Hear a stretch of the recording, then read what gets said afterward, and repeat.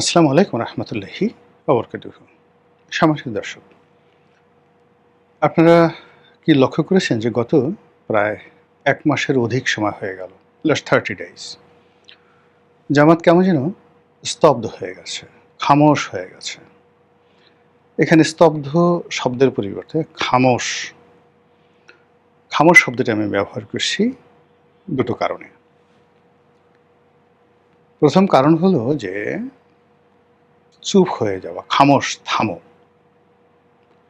মানে ধমক দিয়ে আপনি কাউকে থামিয়ে দিলেন। তাহলে জামাতকে কি আসলে কেউ ধমক দিয়েছে যে তোমরা আর বাড়াবাড়ি করো না? যা করেছ সেগুলো জনসম্মুখে প্রকাশ করে দেয়া হবে। পুলিশ হত্যাকাণ্ড, অস্ত্র লুট এবং জুলাই আগস্ট বিপ্লবের সময় যে সকল হত্যাকাণ্ড ঘটেছে, অমীমাংসিত হত্যাকাণ্ড, তার সঙ্গে সঙ্গে যে সকল অর্থনৈতিক কেলেঙ্কারি ঘটেছে, চাঁদাবাজি ঘটেছে, বিভিন্ন প্রতিষ্ঠান থেকে যে সকল টাকা গ্রহণ করা হয়েছে, সেগুলো এখন সরকারি গোয়েন্দাদের হাতে চলে গেছে। এর সঙ্গে সঙ্গে শুরু হয়েছে হাদি হত্যাকাণ্ডের মতো স্পর্শকাতর বিষয়ে কথাবার্তা। তো এ কারণে জামাতকে কি কেউ ধমক দিল কিনা যে খামোশ, চুপ থাকো? অথবা যেটা আছে যে পরিবেশ এবং পরিস্থিতির কারণে একটা ভয়ঙ্কর পরিবেশ পরিস্থিতি যখন আপনি দেখবেন, কোনো শব্দ করতে হবে না, কাউকে কোনো কিছু বলতে হবে না। শুধুমাত্র যেটা হবে যে কেউ আপনাকে বলছে কোনো কিছু, কেউ আপনাকে কোনো কিছু বলছে। তো তার প্রেক্ষিতে কি হলো, বা আপনি দেখছেন কোনো কিছু, তার প্রেক্ষিতে আপনি অটোমেটিক যেটা হচ্ছে চুপ হয়ে গেলেন। এটাকে বলা হয় খামোশ। সেক্ষেত্রে জামাত যে জিনিসগুলো দেখছে, শাহাবুদ্দিন চুপ্পু আছেন, আওয়ামী লীগ ফিরে আসি ভাব করছে, সীমান্তে পুশিনের জন্য ভারত রীতিমতো রণ উন্মোদনা শুরু করে ফেলেছে। মায়ানমার সীমান্তে যুদ্ধ চলছে, তুমুল যুদ্ধ, এবং সেই যুদ্ধ আরাকান আর্মির সঙ্গে এবং পাকিস্তানের মায়ানমারের জান্তা সরকারের সঙ্গে। এবং যিনি সেনাবাহিনীর প্রধান ছিলেন, অতি সম্প্রতি তিনি সেখানে প্রেসিডেন্ট নির্বাচিত হয়েছেন এবং সেখানে চীনের যে কর্তৃত্ব এটি বৃদ্ধি পেয়েছে। ফলে রোহিঙ্গাদেরকে কেন্দ্র করে, আরাকান আর্মিকে কেন্দ্র করে, রোহিঙ্গাদের মধ্যে যে কয়েকটি সশস্ত্র গ্রুপ রয়েছে, আরসা, এদের সঙ্গে যদি জামাতের কোনো সম্পর্ক থাকে, সেই জিনিসগুলো উল্টে গেল, আলটিমেটলি উল্টে গেছে। আর যদি সেই কেন্দ্রীয় সরকার, মায়ানমারের কেন্দ্রীয় সরকার, তারা আরও সুসংহত হয়ে যায়, সঙ্গতের কারণে এই রোহিঙ্গা ইস্যু, আরাকানের যে ইস্যুটি, এটি আওয়ামী লীগের পক্ষে চলে যাবে। এবং বর্তমান সরকার এবং জামাতের, বর্তমান সরকারের জন্য এটা বুমেরাং, আর জামাতের জন্য এটি রীতিমতো অশনি সংকেত হিসেবে দেখা দিবে। কাজেই পরিস্থিতি মূল্যায়নের জন্য বুদ্ধিমানের কাজ হলো চুপ থাকা, দেখি কি হয়, ভারত আসলে শেষ পর্যন্ত কি করে। এর মধ্যে আওয়ামী লীগ মিছিল করছে, ছাত্রলীগ মিছিল করছে, অনেক জায়গাতে অফিস চালু করেছে, তারা ঘোরাফেরা করছে, শেখ হাসিনা আসতে চাচ্ছে, নেতাকর্মীরা দলে দলে এসে আইনের কাছে আত্মসমর্পণ করে জেলে ঢুকতে চাচ্ছে, বড় বড় নেতারা, মন্ত্রী, এমপিরা।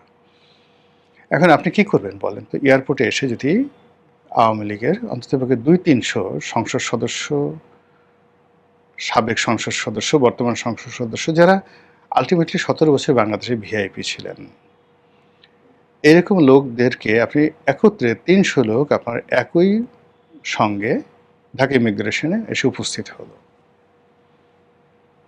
এখন আপনি কি সেখান থেকে তাদের উপর মব করবেন, নাকি তাদেরকে গ্রেপ্তার করতে হবে বিমানবন্দর থেকে, নাকি তাদেরকে ছেড়ে দেবেন? যেহেতু মামলা আছে, তারা এসে ইমিগ্রেশন পুলিশের কাছে আত্মসমর্পণ করলেন। ফলে বিমানবন্দর থেকে, বা ধরুন ভারত থেকে যারা আসে, তারা বেনাপোল এসে তারা বিএসএফ এর কাছে আত্মসমর্পণ করলো, বিএসএফ বিজিবির কাছে তাদেরকে হস্তান্তর করলো যে আমাদের বাংলাদেশে মামলা আছে, সেখানে নিয়ে যান। এখন আপনি যখন বিজিবির অধীনে থাকবেন, সাবেক স্বরাষ্ট্রমন্ত্রী আসাদুজ্জামান খান কামাল, জাহাঙ্গীর কবির নানক, এরা সবাই ধরেন চলে আসলে, আপনি তাদেরকে কি করবেন? ক্রস ফায়ারে দিবেন, নাকি তাদেরকে জেলখানাতে ঢুকাবেন? 3 দিন 4 দিন 5 দিন সেখানে জেলখানায় থেকে তারা গান গাবে, পরিকল্পনা করবে, শরীরচর্চা করবে, বিদ্যা বুদ্ধি করবে, এবং জেলখানাতে আপনি এখন বাংলাদেশের জেলের যে পরিস্থিতি, আপনার টাকা থাকলে জেলখানার ভিতরে আপনি সব কিছু করতে পারেন, এমনকি সেখানে আপনি মানে অনেক কিছু করতে পারেন, অসম্ভব কিছু করতে পারেন। এনিওয়ে, আওয়ামী লীগের লোকজন যদি দেশের মধ্যে জেলখানার মধ্যে থাকে, তাহলে নেতাকর্মী যারা আছে তারা দেখতে যাবেন, কথা বলবেন, এবং আজকে তারা যে নৈতিক অবস্থার মধ্যে পড়েছেন, অনৈতিক একটা প্রেশার তাদের উপর আছে, এই প্রেশারটা থাকবে না। তো এই জন্য জামাত পরিস্থিতির কারণে খামোশ হয়ে আছেন, দেখে কি হয়। থার্ডলি যেটা হতে পারে খামোশ, সেটা হলো যে আমাদের সঙ্গে প্রতারণা করা হয়েছে। আমরা খুব মাইন্ড করেছি, রাগ করেছি, অভিমান করেছি, অভিমান করে আমরা চুপ হয়ে আছি। আমরা শুধু সরকার একটা সময় দিতে চাচ্ছি যে আমাদের সঙ্গে যে সকল কথাবার্তা হয়েছে সেগুলো আপনারা বাস্তবায়ন করুন, ইসলামী ব্যাংক নিয়ে খেলাধুলা বন্ধ করুন, সংস্কার প্রস্তাব বাস্তবায়ন করুন, জাতীয় সরকার গঠন করুন, দ্বিকক্ষ বিশিষ্ট পার্লামেন্ট গঠন করুন, তারপর সংবিধান সংশোধন করুন, ডক্টর মোহাম্মদ ইউনূসকে রাষ্ট্রপতি পদে বসান, আর না হলে জামাতের আমির শফিকুর রহমানকে ডেপুটি প্রধানমন্ত্রী করেন। আমরা দেখতেছি, তারপরে আমরা সিদ্ধান্ত নেব। এর ফলে কি হলো, গত 1 মাস ধরে মানে কথাশিল্পী হিসাবে যিনি বেশ জনপ্রিয় হয়েছেন, তিনি হলেন জামাত সভাপতি ডক্টর শফিকুর রহমান। সুন্দর করে কথা বলেন। তারপর জামাতের আমির মিয়া গোলাম পারওয়ার, তিনিও অসাধারণ কথা বলেন। তারপর হামিদুর রহমান আজাদ, সেলিম উদ্দিন, ডক্টর মাসুদ, যিনি এখন মাননীয় সংসদ সদস্য, তিনি আছেন। এর বাইরে সেই দলের মধ্যে আরও যে সকল, ডক্টর আবদুল্লাহ মোহাম্মদ তাহের আছেন, এটিএম আজহার আছেন, ওনারা সবাই কিন্তু খুব ভালো ভালো কথা বলতে পারেন, মাইল্ডলি, প্রফেশনালি এবং লজিক্যালি কথাগুলো তারা বলতে পারেন।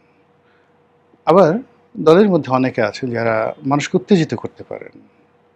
তাদের বিরাট একটা ওয়াজিন গ্রুপ আছেন, যারা ওয়াজ করেন, ওয়াজের ময়দানে তারা বক্তব্য দিলে, সুরে টান দিলে লক্ষ লক্ষ মানুষ হাসবে, কাঁদবে, মানে তারা যেভাবে বলবেন সেইভাবে। এরকম অন্তত কয়েকশো ইনফ্লুয়েন্সিয়াল জামাতের বক্তা আছেন সারা বাংলাদেশে।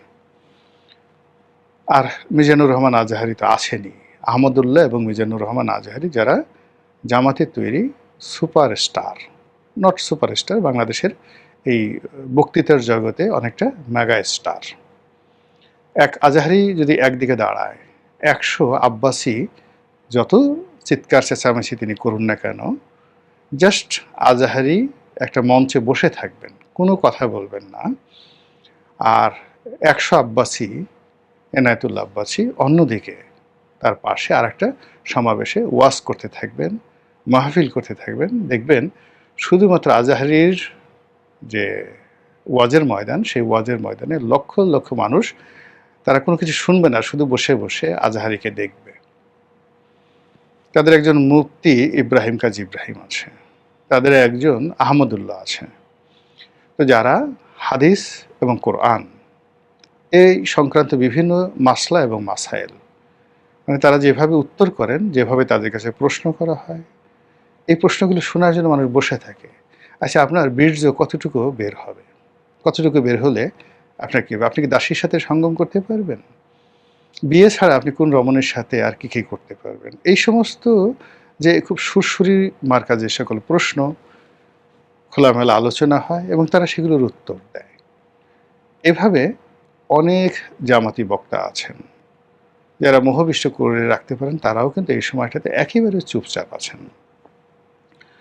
তো কাজেই এই যে জামাতের খামোশ হয়ে যাওয়া যে কারণগুলো বললাম, সেই কারণের বাইরে আরও যে কারণগুলো আছে, সেটা হলো এই সময়টিতে এনসিপির যে মুভমেন্ট, এটি বেশ আশ্চর্যজনক। তারা জামাতকে পিছনে ফেলে, জামাতকে যাকে বলে রিজার্ভ ফোর্স হিসাবে, জামাতকে রেখে মূলত পদাধিক বাহিনী হিসাবে বা তীরন্দাজ হিসাবে এনসিপির সামনে এগিয়ে আসছে। এবং তারা আবার সুসংগঠিত হয়ে নাসিরুদ্দিন পাটোয়ারি, নাহিদ ইসলাম থেকে শুরু করে অন্যান্য যারা আছেন, তারা সারা দেশ চষে বেড়াচ্ছেন। ঢাকা শহরে একটার পর একটা কমিটি করছেন, বক্তৃতা দিচ্ছেন, বিবৃতি দিচ্ছেন। এখানে সার্জিস, হাসনাত আবদুল্লাহ, মাহফুজ, অন্যান্য যারা আছেন, সবাই যার যার আপন কর্মে তারা ব্যস্ত। নির্বাচনের আগে তারা যেভাবে একটা ইসলামিক ঐক্য তারা করার চেষ্টা করেছিলেন, সেটা ভেঙে গেছে। কিন্তু বর্তমান প্রেক্ষাপটে যে পরিবেশ এবং পরিস্থিতি তৈরি হয়েছে, তাতে ইসলামী যে সকল গ্রুপগুলো রয়েছে, তারা জামাতকে ছেড়ে দিয়ে কেউ সরকারের সঙ্গে যুক্ত হয়েছেন, এইরকম কোনো নজির আমরা দেখিনি। যেমন চরমনায়ের পীর সাহেব, তিনি মেজো পীর, যিনি বড় পীর একটু মাইল্ড, মেজো পীর বেশ গরম। তিনি তারেক রহমান সাহেবকে একেবারে চাঁদাবাজ, চাঁদা পড়ে পল্টনে, চাঁদা যায় লন্ডনে, মিলিটারি মাজা ভাঙ্গে দিছে পিটাইয়া, এমনি এমনি দিছে, অকাম কুকাম করছে, এই জন্য তো দিয়েছে। তো এই সকল কথাবার্তা বলার পরেও তারেক রহমান সাহেব তাকে একই মঞ্চে উঠিয়ে সম্মান দেখিয়েছেন, কিন্তু এতে কোনো লাভ হয়নি, কোনো লাভ হয়নি।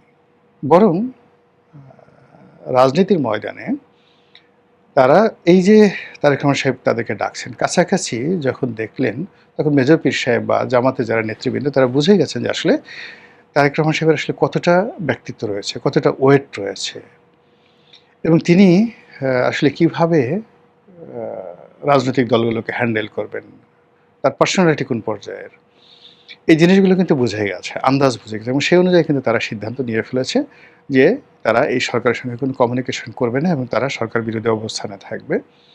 অন্যদিকে মাঠের মধ্যে যে শব্দ, এই সরকার বেশি দিন টিকবে না, জনগণ বলছে, অহরহ জনগণ কিন্তু বলছে। আর এখন তো এই ইউটিউব সাংবাদিকতাটা এত বেশি শক্তিশালী, যেটা সংসদে হাসনাত আবদুল্লাহ থেকে শুরু করে প্রায় অনেক বক্তা এবং জয়নাল আবেদিন ফারুকের মতো প্রাজ্ঞ রাজনীতিবিদ, তারাও এদের যন্ত্রণায় অতিষ্ঠ যে ম্যাট্রিক পাস করেনি, কিন্তু একটা ইউটিউব চ্যানেল চালায়, হাতে একটা মাইক নিয়ে সাংবাদিক হয়ে গেছে। এদের যন্ত্রণায় মানুষ টিকতে পারছে না।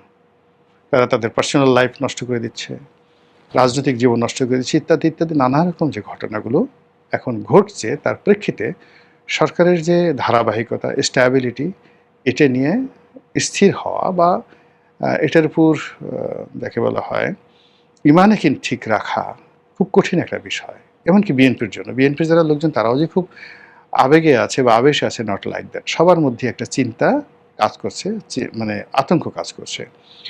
তো এই সব মিলিয়ে জামাত একটা পরিবর্তিত পরিস্থিতিতে নতুনভাবে তাদের তৎপরতা শুরু করার জন্য যদি আগের জমানার মতো গুপ্ত কাজ শুরু করে, গুপ্ত তৎপরতা শুরু করে, সেটা যেভাবেই হোক, দাওয়াতি কার্যক্রম হোক, রাজনৈতিক কার্যক্রম হোক, লড়াই সংগ্রাম হোক, এমনকি জামাতের যারা লোকজন, এনসিপির যারা লোকজন, যেটা আওয়ামী লীগের বিরুদ্ধে সশস্ত্র যুদ্ধ করার যে প্রস্তুতি তাদের ছিল, সেটা থেকে যে তারা বের হয়ে আসে, তারা যে অস্ত্র সমর্পণ করেছে, এরকম ঘটনা তো ঘটেনি।